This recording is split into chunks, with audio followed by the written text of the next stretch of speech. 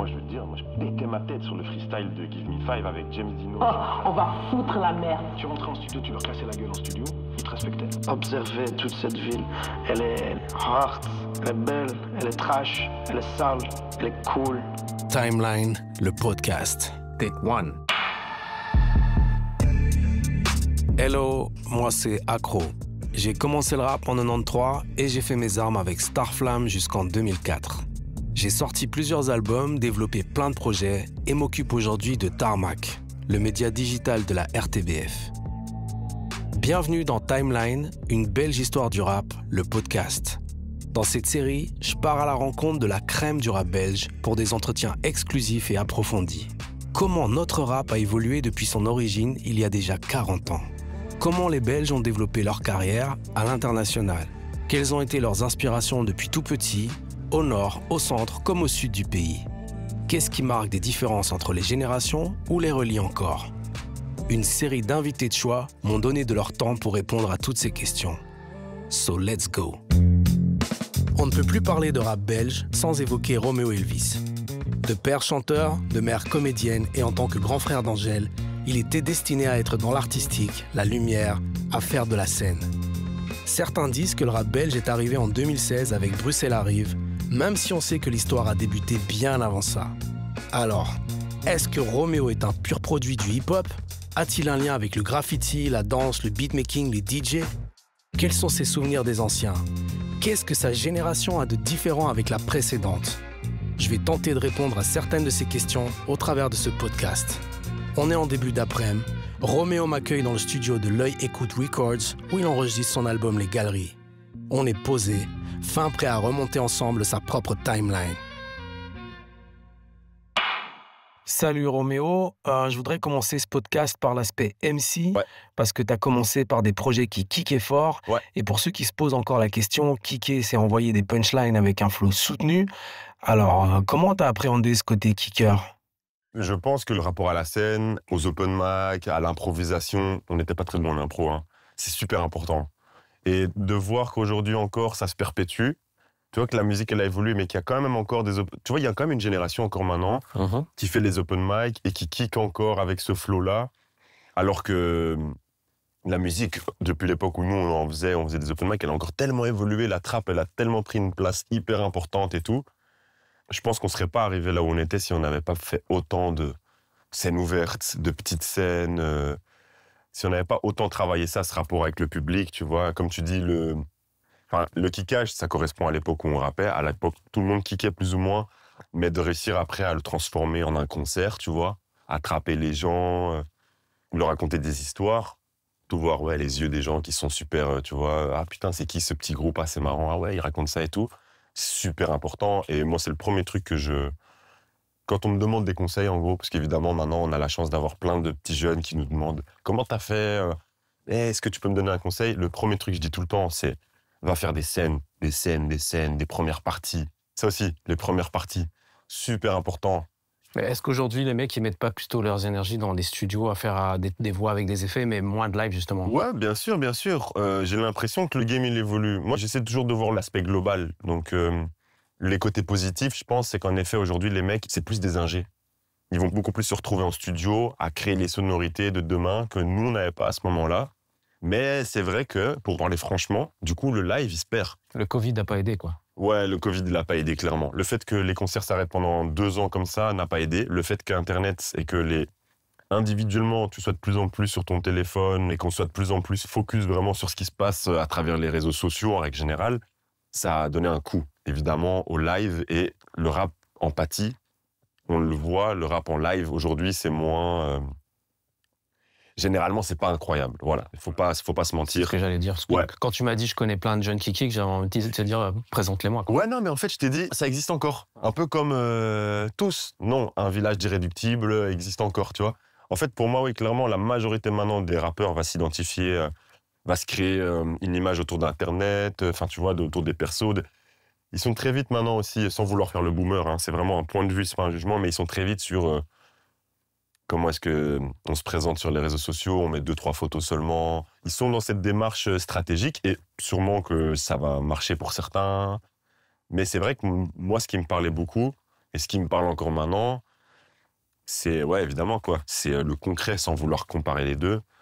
Mais je pense qu'on gagne vraiment à aller se frotter aux scènes ouvertes, à aller faire un maximum de premières parties au début, à aller travailler avec des publics. Tu sais, les premières parties, si je mets le point dessus, c'est important, c'est parce que quand tu arrives dans le milieu scénique et que tu fais des premières parties, tu es face à des gens qui n'en ont rien à foutre de toi. Rien à foutre. Et si tu arrives à convaincre ces gens-là de t'écouter, à la fin du concert, si tu les as mis dans ta poche, t'es le roi du monde, tu vois. Baptême du feu, quoi. Baptême du feu de ouf.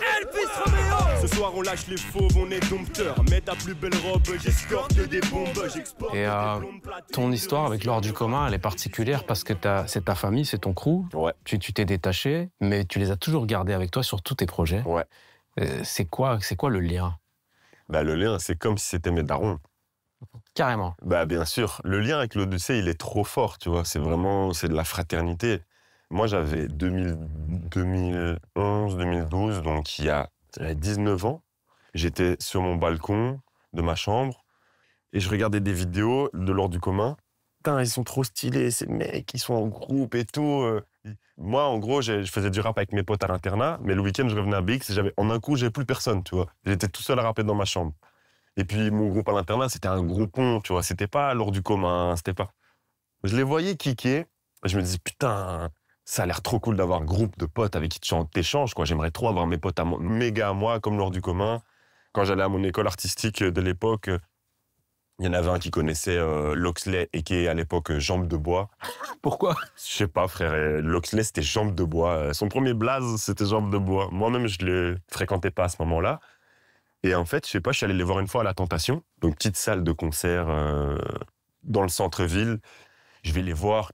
Et en fait, je sais pas comment ça s'est retrouvé, mais par chance, ils m'ont spot sur Internet, je sais pas, sur une vidéo que j'ai mise, et fait les flingues, ils m'ont envoyé un message. Et voilà, c'était incroyable. Mon rêve se réalisait sans même que j'ai à le pousser, quoi. Tu vois, il me disait « Salut mec, ça va? On a vu que tu faisais du rap aussi. » Mais elle a fait les flingues, hein, donc tu vois, « Salut mec, on a ton talent dans le viseur. Hey, boss, rendez-vous rue de la Cuve, ramène-toi, on va kicker. » Enfin, j'ai vraiment l'impression que c'est un monde, qu'on parle d'autre ère, quoi, tu vois. Et je suis arrivé chez eux. On a teasé, on a kické, enfin, tu vois, un truc qu'on ferait... Aujourd'hui, on en parle, on s'imagine se retrouver puis commencer à rapper comme ça. Évidemment que non, tu vois. Mais ouais, à l'époque, moi, ils m'ont introduit comme ça dans le groupe. Du jour au lendemain, je me suis retrouvé avec un groupe de potes qui faisaient du rap. Loxley et moi, c'était comme une évidence, tu vois. On s'est regardé dans les yeux, on s'est dit, mais mec, on est fait pour être des frérots, toi et moi. On se connaît depuis toujours sans se connaître. Et puis ouais, ils m'ont mis sur scène, ils m'ont dit, tu devrais essayer, viens faire notre truc avec nous. Tu vois, sans L'Or du commun, je suis pas là, quoi, tu vois. C'est vraiment... j'ai une gratitude infinie pour eux, quoi.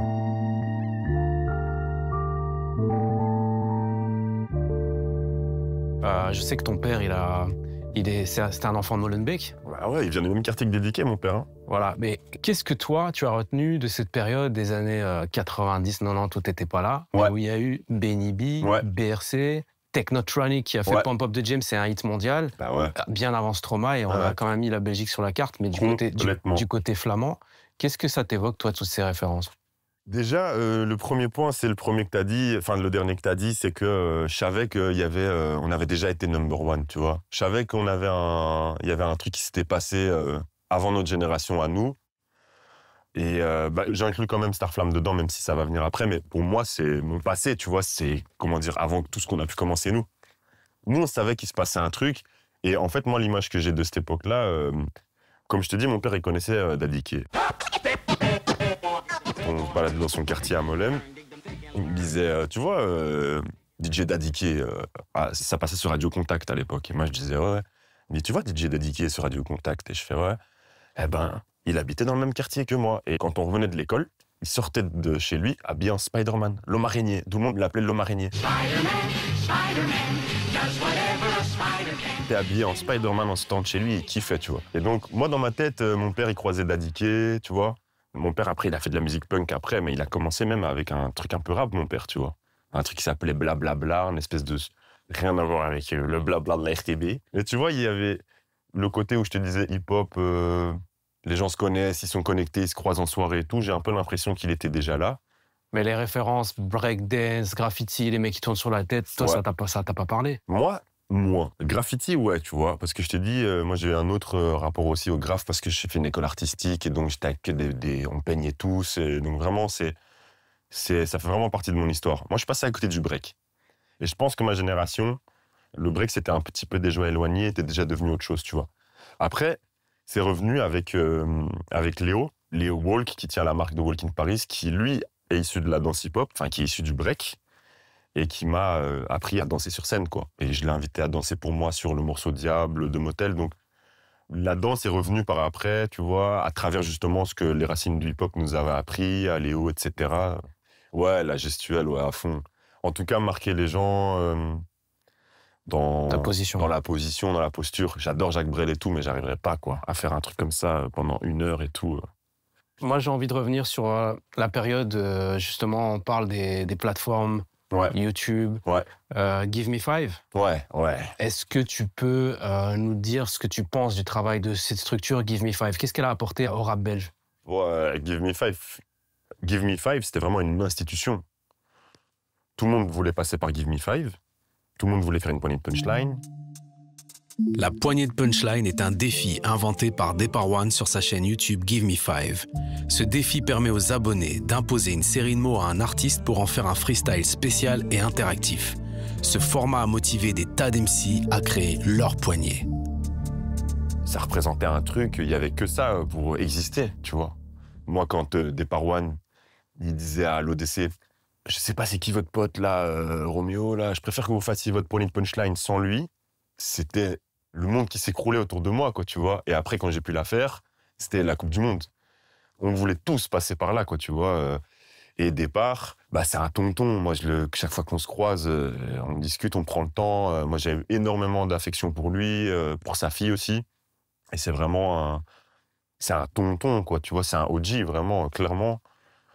Il a représenté un truc.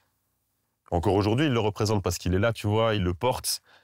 Mais tout le monde est passé par là, même les Nekfeu, moi je veux te dire, moi je pétais ma tête sur le freestyle de Give Me Five avec James Dino, Jean Jas, que j'ai découvert sur Give Me Five, sur ce truc-là, Jean Jas. Yeah, ok, James Dino, PXLCD. Moi j'ai découvert Jean Jas sur ça. Alpha One, Kaba, tout le monde est sur ce freestyle. Putain, moi c'était en 2012, je pétais ma tête à l'internat, je voyais ça à l'internat, je devenais dingue. Il y avait James Dino en plus qui représentait, tu vois, un peu la génération d'avant. Il mélangeait tout le monde. Non, c'est trop. Départ, merci encore. Je te fais des gros bisous. Vraiment, on est... Ouais, il a amené une pierre à l'édifice avant l'avènement des médias. Avant YouTube, avant les médias urbains. Sur YouTube, mais avant les médias, avant les combini, Enfin, il y avait Bouscapé en France, mais avant énormément de choses. Ouais. Quels sont les médias que toi, tu suis encore aujourd'hui? On parle médias urbains hip-hop, ou belges ou internationaux, ou digitaux français. Ouais, bah... Qu'est-ce que tu checkes, toi? Est-ce que tu es abonné? Tu suis quoi? Moi, j'aime bien les petits journalistes indés, entre guillemets, genre Le Rap en Mieux, Interlude, ces trucs-là, parce que bah, j'aime bien les passionnés qui vont te parler sans avoir peur de brusquer parce qu'ils ne travaillent pas pour telle personne ou telle personne, tu vois. Et donc, en France, c'est plus ça. En Belgique, sincèrement, je ne dis pas pour toi, mais genre, j'aime bien ce qui est devenu Tarmac avec le temps. Vraiment. J'aime bien... En fait, dès que c'est un peu big, tu sens que... Enfin, moi, ça m'intéresse moins. J'aimais bien Combini au début, ces trucs-là, et j'aime bien Bouscapé, mais dès que ça devient un peu big et qu'il y a trop d'intérêt autour, c'est moins brut. Et quand tu fais un Planète Rap... Ce soir, Planète Rap, Roméo Elvis. Pour une sortie d'album, c'est une obligation de passer par un Planète Rap pour être certifié dans le rap français, tu penses? Je pense que ça faisait partie d'un schéma à un moment. J'ai l'impression qu'aujourd'hui, les artistes, ils peuvent être tellement puissants, même sans passer par des Skyrock et des trucs comme ça, ils peuvent y arriver. Moi, ça faisait partie du schéma qu'on devait prendre, ouais. On est moins dans cette ère-là maintenant, tu vois, avec les projets que je sors pour l'instant, parce que je me focus vraiment moins sur les ventes et l'impact que va avoir l'album en termes de marketing. Mais quand on se serre la main avec Jules Vanish, le boss de Barclay, en 2018, et qu'on dit on va faire un album ensemble, enfin on va faire plusieurs projets ensemble, et on va essayer d'aller tout là-haut, le plus haut possible, ben moi je lui dis ouais, let's go. Et ça inclut, on va essayer de faire des campagnes, on va faire des hits, on va essayer de faire de la radio, on va t'avoir une semaine sur Planète Rap. Ça, c'est les labels qui s'occupent d'aller travailler Skyrock au corps tous les jours en mode je veux mon artiste chez toi pendant une semaine parce qu'ils ont 50 000 personnes et tout. C'est un schéma Et ça m'a servi à me propulser, à m'installer, à ce qu'on se dise « Ah ouais, il a fait son Planet Rap, il est là, il a été jusque-là. » Maintenant, putain, quelle énergie ça demande, j'étais essoré, quoi, en sortant des Planet Rap à chaque fois, d'une semaine comme ça, à devoir inviter des gens, créer quelque chose, un événement, tu vois. En voyant comment l'homme pâle, il avait fait « Ah ouais, il a retourné le Skyrock, il faut qu'on fasse un truc, attends, on va le décorer tout en jaune, on va ramener des gens. » C'était vraiment un big challenge. Et ça t'a pompé beaucoup d'énergie. Ouais, genre là, je te cache pas que, tu vois, si on me dit, genre, j'ai pas eu une semaine au Planet Rap au dernier projet, on a eu une journée, j'étais content. Si tu me dis de nouveau, tu vois, après Planet Rap, prenez-moi s'il faut me prendre. Mais si tu me dis, bon, on n'arrivera pas à avoir une semaine de Planet Rap cette semaine pour ta promo, c'est pas plus mal non plus, quoi. Ouais, j'ai l'impression que t'as pris beaucoup de recul, que ton dernier album, il est ultra musical. Ouais. On est beaucoup plus dans les chords, beaucoup plus dans ce côté un peu rock mélodie. Donc, est-ce que ce côté kicker va disparaître ou pas spécialement? Bah, c'est une bonne question. Est-ce que le côté kicker va disparaître? Parce que à l'heure où on se parle, on est en train de créer un projet. Je sais pas quand est-ce qu'il sortira par rapport au documentaire, mais on s'est dit avec mon ingé son et mon manager, bon, le bilan du dernier album, c'est quoi? Il n'a pas énormément vendu, mais on est dans une période où c'était pas propice pour moi. Il n'a pas bien vendu. Ok, ça c'est un fait, mais concrètement, le temps en studio, comment vous avez... Et moi, j'ai kiffé. Moi, le temps qu'on a passé ici à chercher, à creuser et tout, dans l'expérimentation, j'ai adoré. Et le fait, du coup, de savoir, bon, ça va pas vendre autant, concentre-toi sur autre chose. Et du coup, le fait de me rendre compte que j'étais connecté encore autant au public et que le public, il me rendait ce que je lui donnais, c'était jouissif. Et donc, on s'est dit un truc, ça c'est clair, c'est on va continuer de faire ce qu'on a envie et on va continuer dans cette direction de on s'en branle de faire un disque d'or. Il faut que j'arrive à me dire, genre vraiment, mec, t'as fait tout ce que t'avais à faire. J'ai fait platine, double platine, j'ai fait des singles de diamant, des albums auxquels j'ai participé sont devenus diamants. Les gros trucs que j'espérais même pas faire un jour, ils sont là. Maintenant, continuons de savourer, tu vois. C'est comme si j'avais déjà gagné une Coupe du Monde, c'est bon, frère, tu vois. Tu t'es fait surtout plaisir, quoi. De ouf. Donc maintenant, j'aimerais bien continuer dans ce club-là, où on est en division 2, ou alors on est relégable, mais la place que j'ai dans ce club, elle est importante. Ouais. Je fais tous les matchs et tout. Donc j'ai kiffé, mais j'ai poussé le truc un peu plus loin et je me suis dit, OK, sur celui-là, je vais me faire encore plus plaisir. Et on pourrait croire que ça va me donner envie d'aller encore plus dans le space et m'éloigner du rap. Et en fait, non. Je me suis écouté, et donc j'ai écouté mon dernier album, et je me suis dit, qu'est-ce que moi j'aime dans cet album-là? Tu vois, je suis allé encore plus dans le deep. Et les 2 morceaux que j'écoute le plus de l'album sont les 2 morceaux où ça kick le plus, tu vois. Et c'est tout le temps comme ça dans mes albums. À chaque fois que j'écoute un album, je me rends compte que ce que j'aime le plus, finalement, c'est quand ça va le plus droit au but par rapport à ce que je faisais au début. Donc là, on est plutôt sur un projet, ouais... Ça va kicker. Où ça va kicker, mais... Je sais pas, si ça se trouve, dans 2 semaines, je vire de bord, mais en tout cas, ouais, on n'est pas dans un truc de se dire, ouais, le kickage, c'est rapper, faire 3 couplets, c'est une ère, maintenant, je suis à autre chose. De toute façon, on le voit avec Jean Jass, avec Caballero, qui ont ressorti des projets beaucoup plus bruts cette année. Très 90s aussi. Très New 90s York. aussi, très New York. Jean Jass, très New York. Et les gens, ils aiment bien. Et en fait, ils sont prêts, et puis même, ça devient hype. Donc, moi, j'ai un peu l'impression que c'est, tu vois, le kickage, le fait d'avoir un flow, c'est né à une époque, c'est mort, et puis c'est revenu, puis c'est mort, tu vois, c'est un cycle. Ouais, c'est une loupe. C'est une loupe. Et là, ça fait 10 ans que ça avait commencé pour nous, à kicker et tout, puis on est passé par des trucs, il y a la trappe qui est arrivée, et là, on se rend compte peut-être, en fait, ouais, le flow, c'est quand même vachement cool.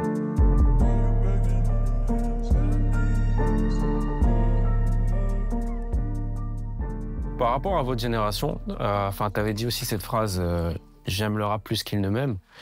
Est-ce que tu t'es senti à un moment donné mal compris ou abandonné de certains rappeurs ou snobé par certains rappeurs de ta génération, qu'ils soient français ou belges? Est-ce que tu as eu ce sentiment que certains rappeurs te tournaient le dos? J'ai pas l'impression d'avoir eu ce truc de tourner le dos, mais j'ai été surpris quand je suis rentré dans le rap, ouais, de voir à quel point quand même c'était... un peu, il y avait des clans, quoi, il y avait des classifications et tout qui viennent, sans vouloir juger les Français, mais qui viennent plus de France, en fait, directement. Et qu'il y avait vraiment, comment dire, des différences, quoi, tu vois. Yankee, comment expliquer? j'étais pas au courant que c'était si rude dans le milieu même. Parce que moi, j'avais une vision, entre guillemets, un peu quinri, quoi, tu vois. J'ai l'impression que les Américains sont beaucoup moins sur ces soucis-là de sociaux, de, tu vois, est-ce qu'il a le droit de rapper? Est-ce qu'il fait partie du bon truc? Qu'est-ce qu'il raconte et tout? On intellectualise trop. Je crois qu'il y a c'est ça, il y a un souci d'intellectualisation. Et quand je dis j'aime plus le rap qu'il m'aime, c'est plus une façon de dire au final, ouais, quand je suis rentré dans ce game, en fait, j'étais surpris de voir... en fait, quand j'essaie de trouver le truc, c'est quand j'ai pété... Avant, moi, je faisais du rap pendant 3-4 ans, avant Bruxelles arrive. Et voilà, on faisait du rap pour les gens qui nous écoutaient. Donc, évidemment, on avait peu de retours négatifs. On avait peu de retours positifs aussi. Mais on avait peu de retours négatifs parce qu'on ne provoquait pas des gens qui nous avaient rien demandé. Et puis, quand ça a pété en 2016... je lisais tous les commentaires à ce moment-là et je voyais des commentaires en mode il vient pas des quartiers ou bien il se prend pour qui et des trucs que j'avais pas senti venir et je trouvais ça violent et j'étais un peu oh mais c'est violent tout ça ouais c'est fermé d'esprit, moi je suis gentil non tu vois, j'étais très naïf quoi. Et avec le temps j'ai fini par tilter aussi, ouais mais en fait c'est hyper complexe comme situation, en fait il y a plein de mecs qui voilà, le rap il a été politisé, il représente pour certaines personnes un cri de la rue, un cri du cœur, il représente une légitimité. Enfin, pour certains, il faut être legit à le faire, pour d'autres, non. Donc, à un moment, j'ai tilté aussi. En fait, ça me dépasse, c'est pas uniquement gratuit. Oui, ok, c'est très complexe, le rap, visiblement plus que dans d'autres musiques. Et en effet, je pense que dans le rap plus que dans le rock, il se peut que t'aies des mecs... Enfin, c'est pas qu'il se peut, c'est que t'as des mecs qui sont fans de rap, mais qui vont me détester. Tu vois, et ce que je représente. Alors que j'ai pas l'impression que dans le rock ou dans d'autres musiques, c'est aussi fort. J'ai pas l'impression que t'as un jazzman qui kiffe le jazz, mais qui va détester ce que représente ce type de jazzman. Tu vois. Et donc, en fait, j'ai tilté ça à un moment. Et me suis rendu compte, ah ouais, en fait, cherche pas à plaire à tout le monde. Essaye pas de commencer à toucher tout le monde et te prends pas pour qui t'es pas. Je me suis peut-être un peu perdu dans ça des fois. Parce qu'en fait, le rap, comment dire, je suis pas sûr que le rap, il m'aime autant que moi je l'aime. Mais en fait, je m'en fous dans le fond. J'espère que tu as pris du plaisir à écouter ce podcast. La série est disponible sur Ovio et sur toutes les plateformes. Si tu veux en savoir plus sur 40 ans d'histoire du rap belge, n'hésite pas à mater Timeline, la série documentaire, également disponible sur Ovio. De Benny B à Jean Jass, pas moins de 40 intervenants racontent une belge histoire du rap.